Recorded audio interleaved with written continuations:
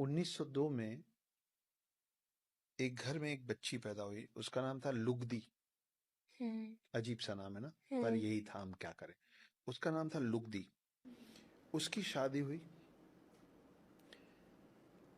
Operation हो रहा था, बच्चा होने वाला था, उसको ऑपरेशन हो रहा था और उसकी डेथ हो गई। उसकी डेथ हुई 4 अक्टूबर 1925 में, उसका देहांत हो गया। 1926 अगले साल 10 महीने बाद किसी दूसरे घर में। ये शांति देवी और लुमड़ी देवी की कहानी है क्या? अच्छा। सुना है आपने? हाँ। आपके कई दर्शकों ने नहीं सुना होगा, पर हाँ। उसमें और भी कुछ चीजें हैं जो अच्छा। शायद आपने नहीं सुनी होंगी। अच्छा। एक बच्ची पैदा हुई जिसका नाम था शांति। 4 साल की उम्र तक वो बोल ही नहीं पाई, जबकि बच्चे 1.5-2 साल में बोलने लग जाते हैं। 4 साल तक वो कुछ नहीं बोली।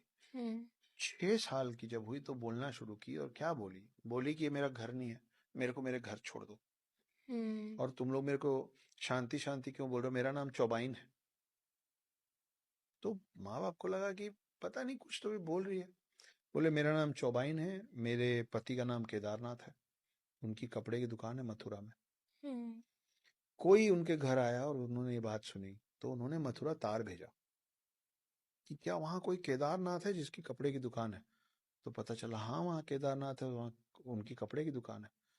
तो इस लड़की को, 6 साल की बच्ची को ले जाया गया मथुरा।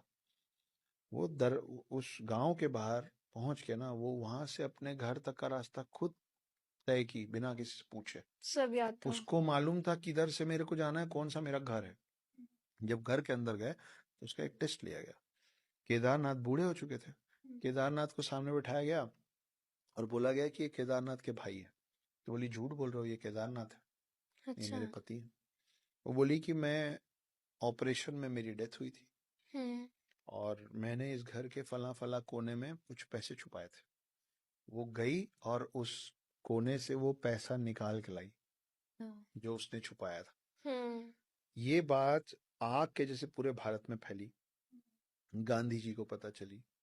गांधी जी ने, महात्मा गांधी की बात कर रहा हूँ, गांधी जी ने 15 लोगों की कमेटी का गठन किया। उन लोगों ने शांति देवी पे रिसर्च किया और उन्होंने जो रिपोर्ट बनाई, उस रिपोर्ट में उन्होंने लिखा कि हाँ, ये पुनर्जन्म का रियल केस है। अच्छा। और फिर गांधी जी बाद में उससे मिले भी।